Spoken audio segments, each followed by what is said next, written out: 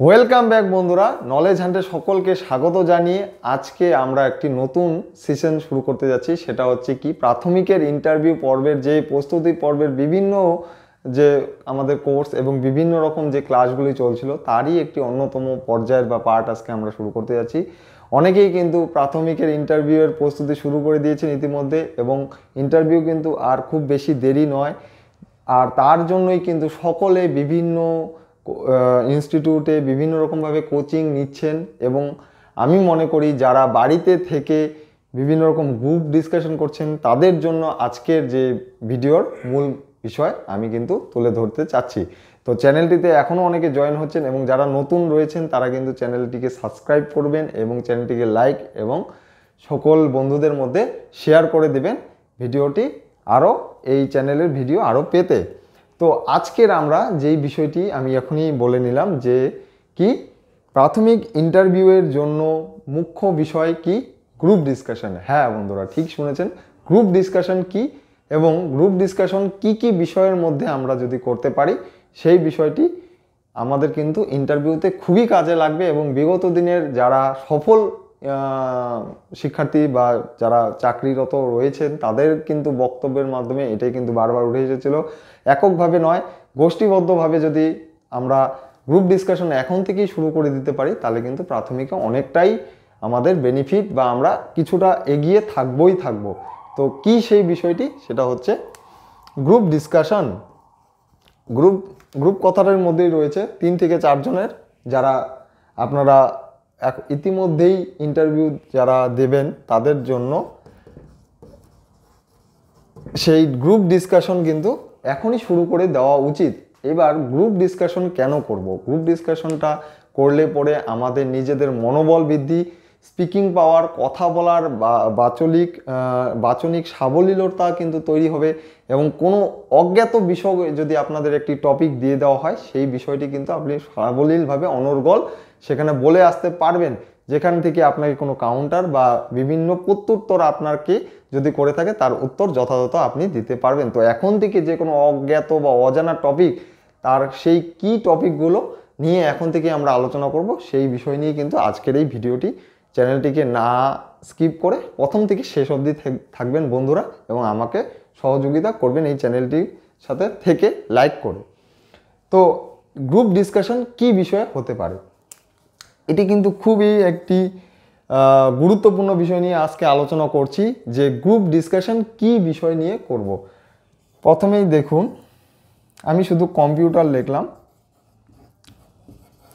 এবার আমি মুখে বলে দিচ্ছি যেহেতু তাহলে লেন্দি হয়ে যাচ্ছে ভিডিওটি অনেক। প্রাথমিকে কম্পিউটারের কি অবদান রয়েছে এবং প্রাথমিকের শিক্ষক হিসেবে আপনি কম্পিউটারের কি সুযোগ সুবিধা ব্যবহার করতে পারেন এবং এর ফলে কি সুবিধা রয়েছে এবং কি কি অসুবিধা রয়েছে, এই বিষয়ে একটি অজ্ঞাত টপিক আপনাকে দেওয়া হলো। এবং আপনি এটা শুরু করে নিজে আয়নার সামনে বন্ধুদের 3-4 জন বন্ধুদের মাঝখানে থেকে কিন্তু অনর্গল 3 থেকে 4 মিনিট কিন্তু বলার অভ্যাস এখন থেকেই করুন। আপনাকে জিজ্ঞেস করা হলো কম্পিউটার সম্পর্কে জানা। হ্যাঁ বন্ধুরা, কম্পিউটারের কিন্তু প্রাথমিক জ্ঞান সকলেই থাকা উচিত, এটা আমরা বলতেই পারি। প্রাথমিকে বা কম্পিউটার আমাদের মানব জীবনের একটি অবিচ্ছেদ্য অংশ। এবং এই কম্পিউটার কিন্তু ছাড়া বর্তমান বিজ্ঞানের সমাজে কিচ্ছুই ভাবাই যায় না।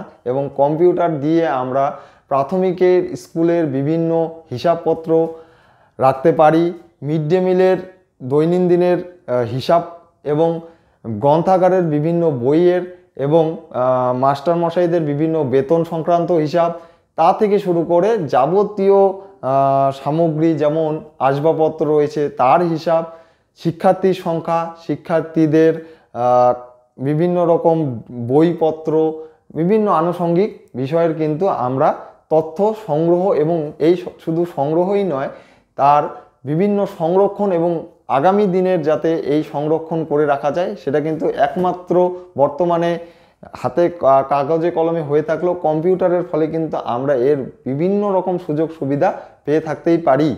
এছাড়াও কম্পিউটার দিয়ে আমরা কম্পিউটার কিন্তু একটি আদর্শ এবং সবথেকে ব্যবহারযোগ্য এলটিএম বা টিএলএম বলতে পারেন, এটির মাধ্যমে কিন্তু আমরা প্রজেক্টরের ব্যবহার ঘটিয়ে প্রজেক্টরের মাধ্যমে কিন্তু আমরা শিক্ষার্থীদের বিভিন্ন রকম দৃশ্য দেখিয়ে বা ভিডিও দেখিয়ে আমরা কিন্তু তাদের পাঠদান খুব সহজেই প্রজেক্ট আকারে তাদের দেখাতে পারি। বিভিন্ন রকম কম্পিউটারের দৃশ্য দিয়ে কিন্তু আমরা কম্পিউটার ব্যবহার শিক্ষার্থীদের দিয়ে তাদের কিন্তু আমরা শিক্ষা ব্যবস্থাটাকে খুব সুন্দরভাবে সাজাতে পারি।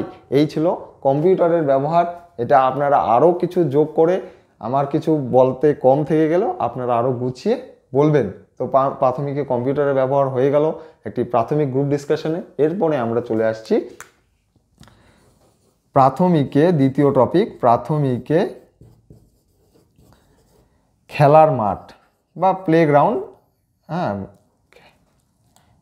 খেলার মাঠ, বাংলায় লিখলাম খেলার মাঠ বা প্লেগ্রাউন্ড সম্বন্ধে আপনি কিছু বলুন। হ্যাঁ, খেলার মাঠ, বর্তমানে কিন্তু খেলাধুলা কিন্তু শিক্ষার্থীদের পড়াশোনার পাশাপাশি কিন্তু সহপাঠক্রমের মধ্যে রয়েছে খেলাধুলা একটি অবিচ্ছেদ্য অংশ।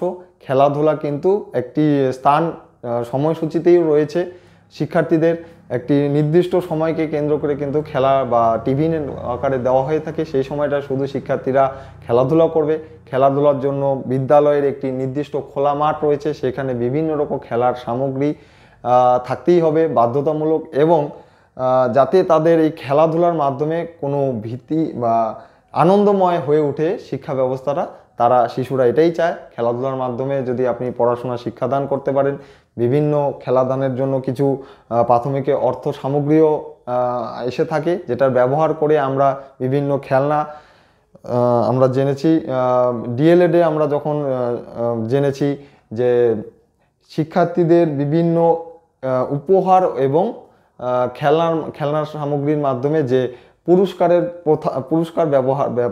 পুরস্কারের যে ব্যবস্থাপনা, সেই পুরস্কারের মাধ্যমে কিন্তু শিক্ষার্থীদের শিক্ষাক্ষেত্রে আরও উৎসাহিত এবং আগ্রহী করা যেতে পারে এই খেলার ব্যাপারের মাধ্যমে। এবং বিভিন্ন রকম শিক্ষা শ্রেণীকক্ষে তাদের খেলায় অংশগ্রহণ করে বিভিন্ন চিত্র খেলার মাধ্যমে, হাতে কর্মপত্রে খেলার মাধ্যমে, এবং সর্বোপরি খেলার মাঠটিকে যত আমরা কাজে লাগিয়ে আমরা এই বিদ্যালয়ের শিশুদের আরও আকর্ষণীয়ভাবে আমরা শিক্ষাদান করা যেতেই পারে।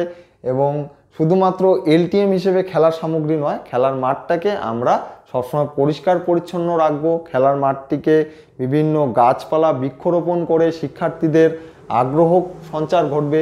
বৃক্ষরোপণ কেন হয়, এর বহুমুখী উপায় এবং এর ফলাফল কারণ সম্বন্ধে তাদের বোঝানো যেতে পারে। খেলার মাঠকে কিন্তু বিভিন্ন রকমভাবে আমরা ব্যবহার করতে পারি। এরপরে তৃতীয় যেই টপিকটি আমরা আজকে জানবো, সেটা না জানলেই নয়, সেটি কিন্তু গ্রুপ ডিসকাশনের সবথেকে গুরুত্বপূর্ণ টপিক, সেটা হচ্ছে mid day meal. Mid day meal, আমার আগের ভিডিওতে মিড ডে মিল সম্বন্ধে বিস্তারিতভাবে বলা আছে, তাও আজকে মিড ডে মিল সম্বন্ধে অল্প কিছু ধারণা দেব। 1995 সালে মিড ডে মিল স্কিমটি ভারত সরকার প্রণোদিত আমাদের প্রাথমিকে অন্তর্ভুক্ত করা হয়েছে। এবং মিড ডে মিলের স্কিমে ভারত সরকার এবং পশ্চিমবঙ্গ সরকারের অনুদান কতটা রয়েছে, এবং তাদের মিড ডে মিলের প্রত্যেক দিন খাদ্য সামগ্রীর মধ্যে তাদের পুষ্টিগত গুণমান কতটা থাকতে পারে, এবং কি কি থাকলে তাদের স্বাস্থ্যের মানকাঠি যাতে বজায় থাকে, এই বিষয়টা আমাদের জানা উচিত। এবং শিক্ষার্থীদের সঠিক মিড ডে মিল যাতে তারা গ্রহণ করে, এবং কোনো শিক্ষার্থী এসে মিড ডে মিল না খেয়ে যদি চলে যায়, শিক্ষক হিসেবে আপনি কি করবেন, এবং মিড ডে মিল খেতে তাদের উৎসাহিত করা। এবং একটি শিক্ষার্থী সাধারণত প্রত্যন্ত গ্রাম অঞ্চলে কিন্তু শুধুমাত্র শিক্ষাই নয়, তার সাথে সাথে কিন্তু মিড ডে মিলটি কিন্তু প্রাধান্য, কারণ তারা শিক্ষাটা তারা যাতে মিড ডে মিল পায়, তাদের পুষ্টির জন্যই তারা কিন্তু শিক্ষাক্ষেত্রে আসে, এবং তার সাথেই কিন্তু পড়াশোনাটাও যাতে তাদের পাশাপাশি হয়ে থাকে। এই কারণেই কিন্তু ভারত সরকার এই স্কিমটি প্রচলন করেছিল, যাতে মিড ডে মিলের মাধ্যমে তাদের শিক্ষাক্ষেত্রে আনা যায়। এটা ছিল বেসিক কারণ। তো মিড ডে মিল নিয়ে কিন্তু গ্রুপ ডিসকাশন অনেক কিছু বলা যেতে পারে, এই বিষয়টি কিন্তু আপনার ভাবনার মধ্যে রাখবেন। এবং আজকের এই বিষয়গুলো, এই টপিকগুলো আপনাদের সাথে শেয়ার করলাম বন্ধুরা। তো এই বিষয়গুলির উপরে আপনারা এখন থেকেই কিন্তু ইন্টারভিউর গ্রুপ ডিসকাশন বন্ধুদের সাথে শুরু করে দেবেন আশা করি।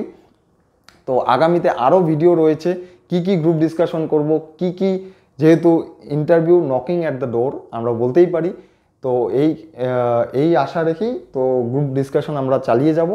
তো আগামী ভিডিওতে আরও অনেক রকম ভিডিও আসছে আকর্ষণীয়। আপনারা যদি আমার সাথে থাকবেন, লাইক করে সাবস্ক্রাইব করে আমার সাথে থাকবেন। ধন্যবাদ।